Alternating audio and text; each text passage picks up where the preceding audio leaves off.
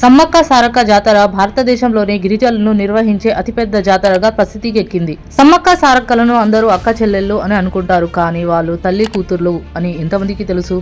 మేడారం జాతర 2 సంవత్సరాలకు ఒకసారి జరుపుకుంటారు. మాఘశుద్ధ పౌర్ణమి నుంచి 4 రోజుల పాటు ఈ జాతరను అంగరంగ వైభవంగా జరుపుకుంటారు. సమ్మక్క సారక్కలు ఎవరు? వారి చరిత్ర ఏమిటి? ఆదివాసులు వీరిని ఎందుకు అంతగా ఆదరిస్తారు? అసలు ఈ జాతర ఎప్పుడు ఎలా ప్రారంభం అవుతుందో ఈ వీడియోలో తెలుసుకుందాం. 13వ శతాబ్ద కాలంలో ఈ ప్రాంతాన్ని కాకతీయ రాజైన ప్రతాపరుద్రుడు పరిపాలించేవాడు. కాకతీయ రాజ్యానికి సామంతులుగా ఎన్నో చిన్న చిన్న రాజ్యాలు ఉండేవి. ఇప్పుడు ఉన్న జగిత్యాల జిల్లాలో ఉన్న పోలవాస అనే ప్రాంతాన్ని గిరిజన దొర అయిన మేడారం రాజు పరిపాలించేవాడు. ఒకానొక సమయంలో మేడారం రాజు అడవికి వేటకు వెళ్లడం జరిగింది. అదే సమయంలో ఒక పుట్ట దగ్గర ఒక పసిపాప చిరునవ్వులు నవ్వుతూ చుట్టూ పులుల గుంపులతో ఎంతో ఆకర్షణీయంగా కనిపించింది. మేడారం రాజు ఎంతో సంతోషంగా పాప దగ్గరికి వెళ్లి, ఆ కొండదేవత తల్లి నాకు పిల్లలు లేని నాకు పిల్లను ఇచ్చిందని ఆ పాపను గుండెకు హత్తుకున్నాడు. ఎంతో సంతోషంతో ఆ పాపను తన గూడానికి తీసుకొచ్చి మాఘశుద్ధ పౌర్ణమి రోజున తనకు సమ్మక్క అనే నామకరణం చేశాడు. పెరిగి పెద్దవుతున్న సమ్మక్క ఎంతో ఆకర్షణీయంగా ఉండేది. గిరిజనులు అందరూ తనని ఎంతో ప్రేమగా చూసుకునేవారు. గిరిజన ప్రజలకు ఎలాంటి ఆరోగ్య సమస్యలు వచ్చినా ఆ ప్రకృతిలో లభించే ఆకులతో పసరు చేసి వాళ్ళకి నయం చేసేది. సమ్మక్కకు యుక్త వయసు రాగానే ఇక నుండి తాను గుట్టకి అవతల ఉన్న దేవరగుట్టపై ఉంటానని మేడారం రాజుకు చెబుతుంది. సమ్మక్క మాటను కాదనలేక మేడారం రాజు ఆమెను దేవరగుట్ట వద్ద దింపి అక్కడ ఆమె అవసరాలకు అనుగుణంగా ఒక బావిని తవ్విస్తాడు. ఈ బావినే జలకం బావి అని కూడా పిలుస్తారు. అదే సమయంలో సమ్మక్కకు మేడారం రాజు తన మేనల్లుడైన మేడార ప్రాంతాన్ని పరిపాలించే పసిడి గిద్దల రాజును ఇచ్చి వివాహం చేపిస్తాడు. పగిడి గిద్దల రాజు ఎంతో గొప్పవాడు. గిరిజన ప్రజలందరినీ కన్న బిడ్డల వలె చూసుకుని వారికి ఎలాంటి కష్టం రాకుండా మేడారం ప్రాంతాన్ని పరిపాలిస్తూ ఉండేవాడు. వీరికి సారాలమ్మ, జంపన్న, నాగులమ్మ అనే 3 సంతానం కలిగారు. సారాలమ్మ ఎంతో అందంగా ఎంతో ఆకర్షణీయంగా ఉండేది. పెరిగి పెద్దయిన సారాలమ్మకు కొండ ప్రాంతానికి చెందిన గోవిందరాజుకిచ్చి వివాహం జరిపిస్తారు.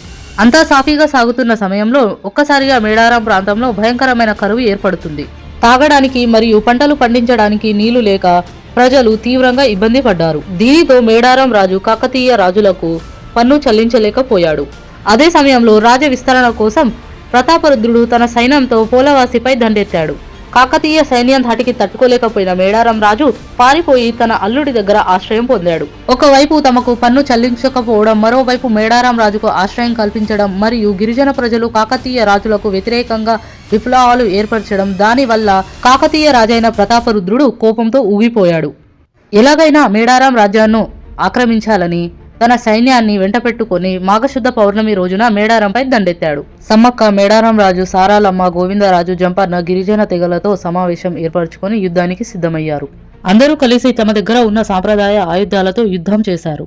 అయితే వేలాధికంగా విరుచుకబడిన కాకతీయ సైన్యం ముందు వీరి యొక్క కొద్దిపాటి సైన్యం నిలవలేకపోయింది. దానితో కాకతీయ సైన్యం చేతిలో మేడారం రాజు మరియు గోవిందరాజులు వీరమరణం పొందారు. ఈ విషయం తెలుసుకున్న జంపన్న తాను కాకతీయ సైన్యం చేతిలో మరణించడం ఇష్టం లేక అక్కడే ఉన్న సంపెంగ వాగులో దూకి ఆత్మార్పణం చేశాడు. అప్పటి నుంచి ఆ వాగుకు జంపన్న వాగు అనే పేరు వచ్చింది. తన వారందరూ మరణించారు అనే విషయాన్ని తెలుసుకున్న సమ్మక్క యుద్ధ భూమిలో కాకతీయ సైన్యంతో రుద్రకాళిలా యుద్ధం చేస్తుంది. దానితో భయపడ్డ ప్రతాపరుద్రుడు ముందు నిలబడి ఏమీ చేయలేక వెనుక నుంచి వెన్నుపోటు పొడుస్తాడు. దానితో సమ్మక్క యొక్క శరీరం రక్తసిక్తం అవుతుంది. తీవ్రంగా గాయపడ్డ సమ్మక్క చిలకలగుట్ట వైపు వెళ్తూ మార్గమధ్యంలోనే అదృశ్యం అవుతుంది.